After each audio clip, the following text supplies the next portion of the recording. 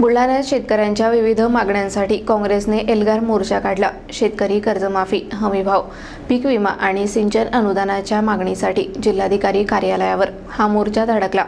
सरकारविरोधी घोषणांसह प्रतिकात्मक पुतळ्याला जोडे मारून निषेध करण्यात आला। बुलढाण्यात शेतकऱ्यांच्या हक्कांसाठी काँग्रेसने एल्गार मोर्चा काढला असून सरकारच्या शेतकरी विरोधी धोरणांचा तीव्र निषेध करण्यात आला। शेतकरी कर्जमाफी, शेतमालाला हमीभाव, थकीत पीक विमा, सिंचन अनुदान आणि अन्य मागण्यांसाठी हा मोर्चा आयोजित करण्यात आला होता।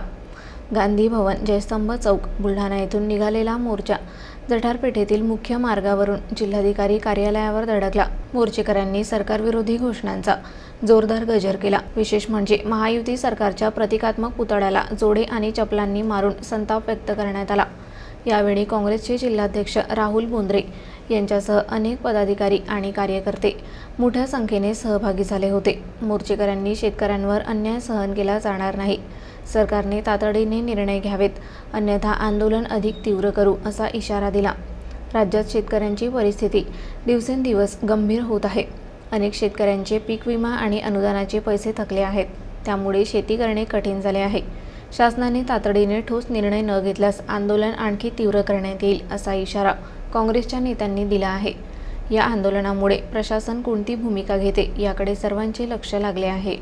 युती सरकार महाराष्ट्रामध्ये सत्तेवर आलेले आहे। या युती सरकारने निवडणुकीच्या दरम्यान आश्वासन दिलं होतं की त्यांचं सरकार सत्तेवर आल्यानंतर ते शेतकऱ्यांचा सातबारा कोरा करतील, संपूर्ण कर्जमाफी करतील।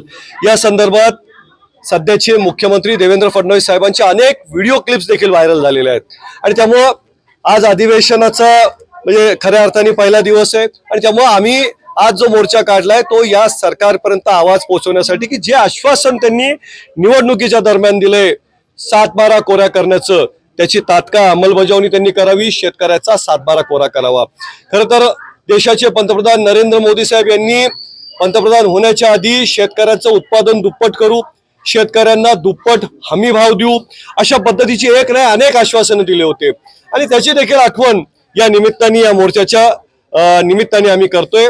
महाराष्ट्राचे सध्या प्रदेश काँग्रेसचे अध्यक्ष हर्षवर्धनदादा सपकाळ यांनी संपूर्ण महाराष्ट्रभरामध्ये जिल्हा काँग्रेस कमिट्यांना या पद्धतीचं आंदोलन करण्याचे सूचना दिलेली होती आणि त्या सूचनेनुसार आज बुलढाणा जिल्हा काँग्रेस कमिटीने हा प्रचंड असा मोर्चा जिल्हाधिकारी कार्यालयावर काढलाय।